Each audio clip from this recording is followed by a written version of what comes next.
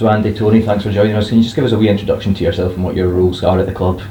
You go first. Hi, Andy Kennedy. I'm football operations support, helping the manager and helping Tony with our reset up of the YD. Tony McMinn, I came in as head of youth development and I'm now assistant manager as well. Can you each of you just give us a wee background on your career in football, both playing and after? Well, for me it all started with Stirling Albion. We signed 77 season, the season that the club was promoted. Played through to 83, 84, broke my leg in 82 against Race Rovers. Anfield, came back from that, but compensated injuries put me out of the game. So that was me finished with that. And I then went and moved about the country a bit in retail management. Then went and did an honours degree in business and finance, and then I ended up doing Stirling City Centre initiative with a whole load of agencies, council, businesses, Historic Scotland, etc. Definitely my playing career here, so I'll not take long.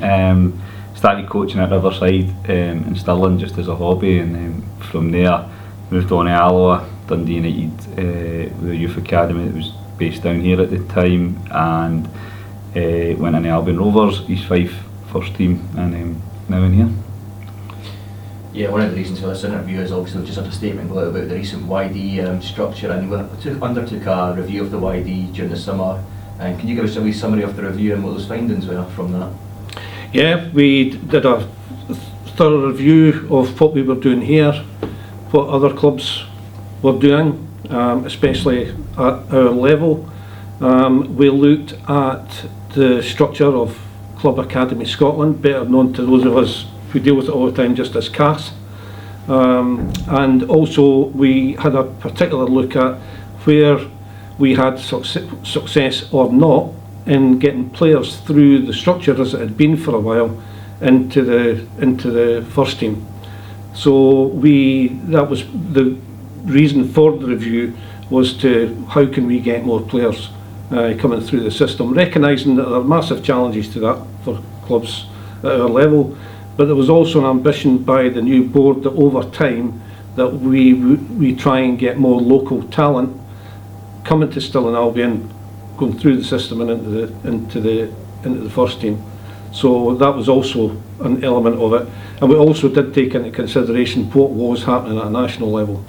And for example, there's a study going on at the moment that's fairly recently been released. People want to have a look at it, called the Transition Project, which is looking at the development of players between 16 and 21, and it also recognises that there's issues with getting young Scottish players in through the system and through the pathway.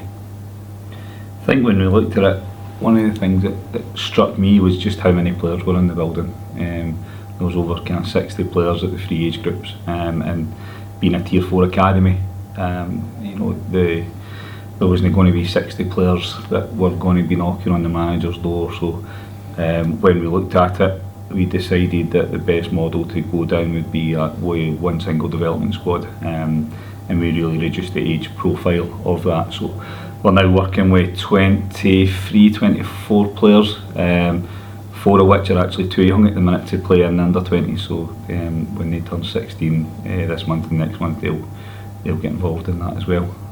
Yeah, as you touched on there, all the stuff that's going on, following the review, what are the next sort of steps for the youth development at Stirling Albion?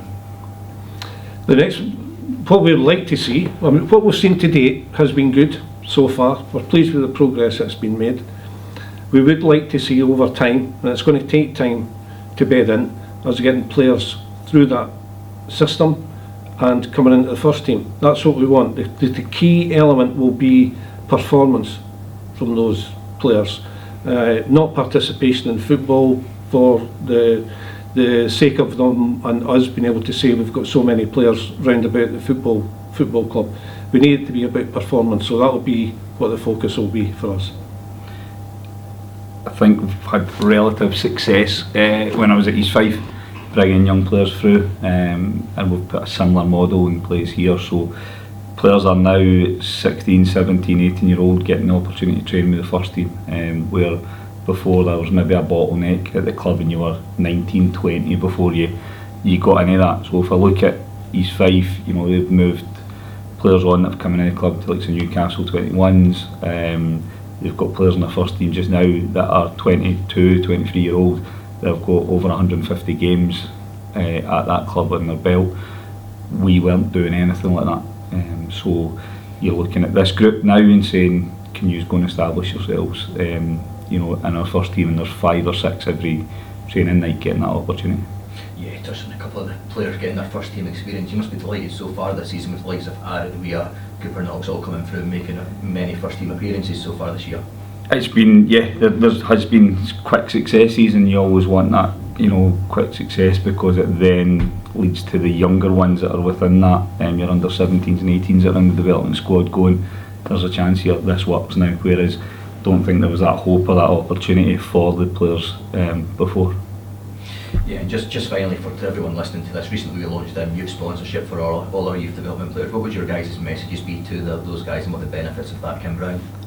For me, one of the big things that we did and we put in place was, before players and their families were making donations, monthly donations to the club, and it very much resembled a boys' club, a grassroots team. You know, one of the words that's been bandied about a lot in the last 6 kind of months has been professionalism and making things more professional.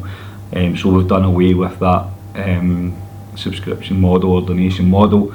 So the only source of income would be through these sponsorships. So if anybody out there wants to sponsor some of the players, it would really help the club, particularly since when you look at it now, per head, per player, the club are making a bigger investment in each player.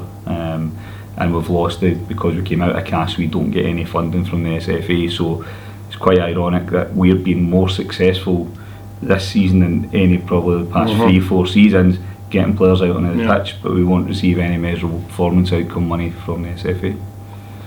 Yeah, absolutely right, Tony. That's one of the things for me. I think the other thing for me, for fans, is it's great to be. I think you hear a lot of fans who are keen to have young players and be associated with young players that are coming through, you know, and they can say, oh, that was a boy I sponsored, or I've seen him develop in the team, and you know, I kind of contributed to help with that.